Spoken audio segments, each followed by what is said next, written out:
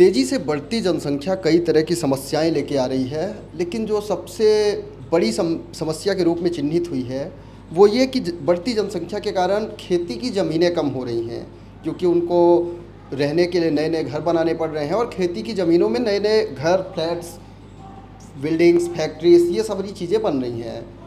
तो जब ऐसा माना गया कि खेती के लिए जगह कम होंगी तो इसका ऑप्शन क्या है? हाइड्रोपोनिक्स एक बहुत प्रचलित खेती की तकनीक के रूप में इंट्रोड्यूस हुई है। हवा में खेती कहते हैं इसे। इसके लिए कई स्ट्रक्चर बनाए जाते हैं। कैसे होती है हाइड्रोपोनिक्स खेती, ये सब कुछ बताने के लिए हमारे साथ मौजूद हैं आसिम सिंह रावत जी। आसिम जी, सबसे पहले तो हाइड्रोपोनिक्स की ज़रूरत क्यों हुई ये बता दीजिए। देखिए, हाइड्रोफोनिक्स जो है, हाइड्रो शब्द जो से जुड़ा हुआ है, बता रहा है कि पानी से सिर्फ सिंचाई कर कर आप जो हैं अपनी बीज को उगा लेते हैं। तो ये 7 दिन का खेल होता है बस, ठीक है। जैसा आप देख रहे हैं कि इसमें जो बीज है ये अंकुरित होने लगा है। बीज को क्या चाहिए होता है? पानी और सही इन्वायरमेंट। तो ये हम टेम्परेचर सेट कर देते हैं। जैसे वीट है तो उसको थोड़ा ठंडा टेम्परेचर चाहिए होता है। मेज़ उगाएंगे तो उसको उतना नहीं चाहिए। ऐसे अलग अलग सीड्स के हिसाब से हम इसको सेट करते हैं। अब ये बीज को पानी मिलता रहे तो ये दिन ब दिन बढ़ता जाता है। 7वें दिन ये इस लायक हो जाता है कि इसको आप हार्वेस्ट कर सकते हैं। तो ये चटाई के रूप में, जब आप इसे देखेंगे, ये चटाई के रूप में, ये पूरी चटाई है, इसके जड़ें हैं पूरी। और ये जो जड़ें हैं, जड़ समेत हम इसको डाल देते हैं गायों को। तो इसको पूरा न्यूट्रिएंट जो पेड़ का है वो गाय को मिलता है। अगर आप इसको सॉइल में उगाते तो क्या करते? नीचे की जड़ आपकी रह जाती, आप ऊपर से काट लेते, या मिट्टी इतनी होती आप धोते उसको कैसे? तो ये नेचुरली ऐसे उग गया है अपने आप। 7वें दिन के बाद इसको मिट्टी की न्यूट्रिएंट्स की और ज़रूरत पड़ती है, तब हम इसे उसके बाद इसको ग्रो नहीं करते हैं। तो ये 7 डेज़ में आप जो उगा लेते हैं ये बहुत रिच होता है, क्योंकि ये लाइव है। अगर इसी वीट को आप पीस के देंगे तो उसकी हाफ भी वैल्यू नहीं मिलेगी गाय को। ये क्योंकि एक जीवित चीज़ है कि आप आपने उगाया तो ये लाइव हो गया। तो ये आप गाय को डालेंगे तो उसको सारी जो पोषक तत्व। हाइड्रोपोनिक्स पे ही बात करते हैं। ये इसका पूरा इंतज़ाम कैसे बनाया? हाइड्रोपोनिक्स अगर कोई करना चाहे तो उसे कौन से स्ट्रक्चर बनाने होंगे, कैसे बनाने होंगे? देखिए, ये तो जो है डाबर की एजिस नाम की कंपनी है उनकी, उससे ये बना हुआ है।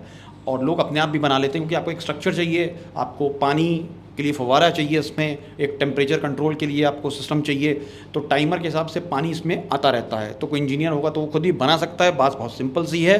आपको अपने टाइमर्स लगाने हैं, आप पानी सही से टाइम से पंप से आए, यहाँ स्प्रे हो जाए और टेम्परेचर मेंटेन रहे, बस। और वीड्स, बाकी खेल तो सीड का होता है, वो अपने आप। आपने गेहूं उगा रखा है, इस तकनीक से और कौन कौन सी फसलें उगाई जा सकती हैं? मेज़ है, लोग मक्का उगाते हैं काफ़ी, उसका भी हाइड्रोफोनिक्स करते हैं। कुछ लोग जौ भी उगाते हैं, उसका भी हाइड्रोफोनिक्स करते हैं। मैंने लोगों को जो है और अब मेथी का भी करते हुए देखा हुआ है। तो अलग अलग उसके आजकल तो लोग सैफरन भी उगा रहे हैं और बहुत तरह की चीज़ें हो रही हैं। तो उसका अलग टेम्परेचर, क्लाइमेट कंडीशंस उसको चाहिए होती हैं। फ़िलहाल वीट को ग्रो करना आसान होता है, वीट इजीली अवेलेबल होता है और ये हम खुद उगाते हैं हितानंदी शाला में। तो ये सर्टिफाइड ऑर्गेनिक वैसे ही है और ये जो है ये गायों में जाता है, गाय इसको खाती हैं और वही सब चीज़ उसके दूध में होती है। स्ट्रक्चर की बात करें तो सामान्य शब्दों में कहें तो हाइड्रोपोनिक्स तकनीक के लिए इस तरह का मल्टी लेयर स्ट्रक्चर चाहिए होता है।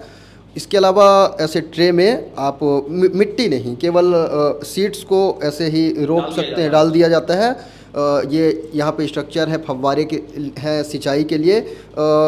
बंद कमरों में करने के लिए इसके नियमित पानी की ज़रूरत होती है। तो ये अपने आप ये इंजीनियरिंग कला है, उसे टाइमर सेट कर दिया जाता है। जब ज़रूरत होती है तो अपने आप पानी मिलता है पौधों को। इसके अलावा किसी फसल को तैयार होने में तापमान सबसे अहम होता है। तापमान को मेंटेन करने के लिए ये एक बंद कमरा है, यहाँ पे एयर कंडीशनर लगाए गए हैं, उसके हिसाब से तापमान को एडजस्ट किया जाता है। तो हाइड्रोपोनिक्स तकनीक के ये कम समय में आपको, हमें उम्मीद है कि पूरी जानकारी दी हमने। एक चीज़ और बता दें कि इस तकनीक से आप यहाँ पे तो गेहूँ उगाया गया है, सर ने बताया कि मक्का, मेथी या बहुत सारी चीज़ें उगाई जाती हैं। कुछ लोग केसर की भी खेती करने लगे हैं। इसके अलावा कई तरह की सब्जियां भी इस तकनीक से उगाई जा सकती हैं। ऐसी तमाम दिलचस्प खबरों के लिए देखते रहें किसान तक। अगर ये वीडियो आपको पसंद आया है तो इसे लाइक ज़रूर करें। अगर चैनल अभी तक सब्सक्राइब नहीं किया है तो कर लें और नोटिफिकेशन पाने के लिए बेल आइकन भी दबा दें।